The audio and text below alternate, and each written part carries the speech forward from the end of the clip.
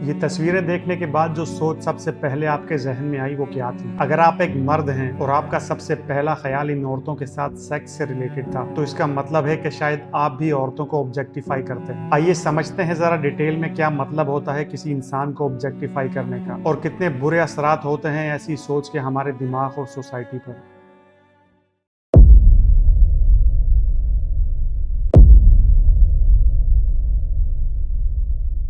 Object कहते हैं किसी चीज को, ऐसी चीज जिसे आमतौर पर इंसान ने खुद बनाया हो, जिसके टूटने या फिर गुम जाने से हमें कुछ खास फर्क नहीं पड़ता हो। किसी इंसान को ऑब्जेक्टिफाई करने का मतलब हुआ उसे इंसान के बजाय एक ऑब्जेक्ट समझ लेना, यानी कि उसकी इंसानी खुसूसियात को नजरअंदाज करके उसे सिर्फ चंद या फिर किसी एक क्वालिटी के अंदर महदूद कर देना। एक हाउसवाइफ अगर अपने शौहर के बारे में ये सोचे कि उसका काम सिर्फ और सिर्फ पैसे कमाना और घर को चलाना है, तो वो उसे ऑब्जेक्टिफाई कर रही है, जैसे कि वो एक जीता जागता इंसान नहीं बल्कि कोई पैसे कमाने या छापने वाली मशीन हो। या फिर वो मर्द जो औरतों के बारे में सोचते हैं कि उनका काम सिर्फ और सिर्फ बच्चे पैदा करना और खाना पकाना है, वो भी औरतों को इंसान की तरह नहीं बल्कि एक ऑब्जेक्ट की तरह देखते हैं। ऑब्जेक्टिफाई करने के दो तरीके हो सकते हैं, एक वो जिसमें हम किसी दूसरे शख्स को ऑब्जेक्ट समझें, दूसरा वो जिसमें एक इंसान अपने आप को ऑब्जेक्टिफाई करे, यानी कि सेल्फ ऑब्जेक्टिफिकेशन। सेल्फ ऑब्जेक्टिफिकेशन की एक जिंदा मिसाल इंस्टाग्राम या टिकटॉक की वो वीडियोस हैं जिसमें औरतें और मर्द अपनी बॉडी का इस्तेमाल करते हैं व्यूज लेने के लिए। इसे सेक्सुअल सेल्फ ऑब्जेक्टिफिकेशन कहते हैं। अब चाहे वो टीवी का कोई ऐड हो या फिर बॉलीवुड और लॉलीवुड की फिल्में, ज्यादातर ऑब्जेक्टिफाई या फिर सेक्सुअली ऑब्जेक्टिफाई लड़कियां ही होती हैं। आपने ऐसे बहुत से कॉमेडी शोज देखे होंगे जिनमें खूबसूरत लड़की को सोफे पर किसी शोपीस की तरह बिठाया होता है। वो कोई एक्ट्रेस, कॉमेडियन या फिर एंकर नहीं होती, उसका मकसद सिर्फ और सिर्फ शो की खूबसूरती बढ़ाना होता है। आपने वो खीर जरूर खाई होगी जिस पर सिल्वर की पन्नी लगी होती है, जिससे खीर के जायके में तो कुछ फर्क नहीं पड़ता, लेकिन वो खाने वाले की अटेंशन गेन जरूर करती है। फर्क सिर्फ इतना है कि पन्नी एक ऑब्जेक्ट होती है और ये खूबसूरत लड़कियां शऊर और जज्बात रखने वाली इंसान, लेकिन इनका यूज बिल्कुल सेम तरीके से होता है। हमें औरतों को ऑब्जेक्टिफाई करने की इतनी बुरी आदत लग चुकी है कि हमें खुद इस बात का एहसास तक नहीं होता। चाहे वो कोई टीवी ऐड हो या फिर कोई ड्रामा, इन मॉडल्स की खूबसूरती का इस्तेमाल या तो इरोटिकली किया जाता है या फिर इन्हें खाने पीने की चीजों के साथ कंपेयर किया जाता है। ये औरत का नशा है, तनशा है,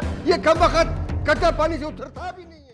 अगर आप गौर करें तो औरतों की खूबसूरती या फिर किसी ऑब्जेक्ट को डिफाइन करने के लिए सेम एडजेक्टिव इस्तेमाल होते हैं। मिसाल के तौर पर कंचा, चिकनी, पंजाबी में सौदा, टोटा, पुर्जा, किसी कवारी लड़की के लिए सील पैक या फिर 0 मीटर और तवाइफ के लिए टैक्सी। ये बात सुनकर कुछ लोगों को हैरानी जरूर होगी कि तवाइफ भी उसी इज्जत की हकदार है जैसे कोई आम औरत जिसका पेशा जिस्म फरोशी नहीं है। अक्सर कहा जाता है कि औरत चार दीवारी की जीनत है, जैसे वो इंसान नहीं बल्कि कोई कीमती शो पीस है जिसे चार दीवारी के अंदर महफूज करके रखा जाए। इंसानी आंख और दिमाग फर्क रखते हैं किसी ऑब्जेक्ट या फिर किसी इंसान को पहचानने में। मिसाल के तौर पर जब हम किसी दरवाजे को देखते हैं तो चाहे वो घर के बाहर हो या फिर किसी कचरे के ढेर पे, हम झट से पहचान जाते हैं कि वो दरवाजा है। किसी इंसान को पहचानने के लिए जरूरत होती है हमें उसके सराउंडिंग में देखने की, फिर जाके हमें समझ में आता है कि वो एक इंसान है। ये सब कुछ हमारे दिमाग में इतनी तेजी से होता है कि हमें शऊरी तौर पर इस बात का एहसास नहीं रहता। इसका मतलब हुआ कि हमारी आंखें और दिमाग किसी ऑब्जेक्ट को बहुत जल्दी पहचान लेते हैं बनिस्बत एक इंसान के। हम में से जो लोग औरतों को ऑब्जेक्टिफाई करते हैं वो उन्हें उसी तेजी से पहचानते हैं जैसे कि किसी चीज को। इसकी वजह औरतों के जिस्म के वो हिस्से हैं जो आमतौर पर एक आदमी को सेक्सुअली अट्रैक्ट करते हैं और हमने उन्हीं को एक औरत की पहचान बना ली है। यही वजह है कि हम औरतों को बिना दूरबीन इस्तेमाल किए दूर ही से पहचान लेते हैं। खराबी औरत को देखने में नहीं, खराबी इस बात में है कि एक औरत की पहचान उसके जिस्म का एक मखसूस हिस्सा बन जाए। औरतों को ऑब्जेक्टिफाई करने की हिस्ट्री बहुत पुरानी है। जॉर्जियस मेलिस जो कि एक फ्रेंच फिल्म डायरेक्टर और मैजिशियन थे,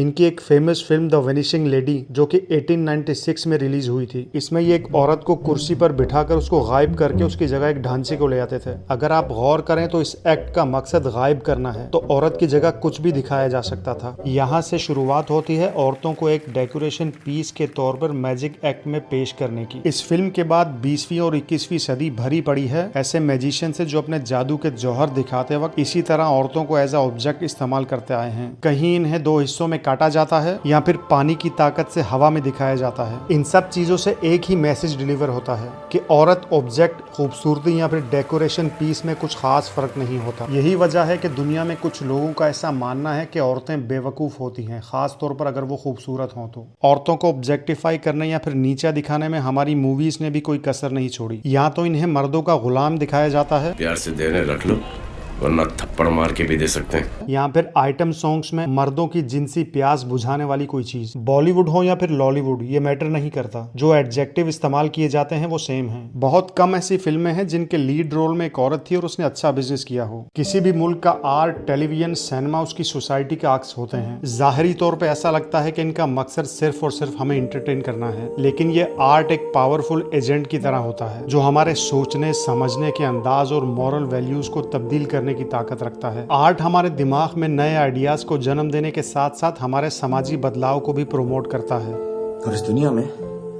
सभी को अपने अपने घरों में टॉपर्स और रैंकर्स उगाने हैं। किसी को अव्वल नंबर चाहिए। डॉक्टर, इंजीनियर, मैनेजमेंट, इससे कम तो बर्दाश्त ही नहीं।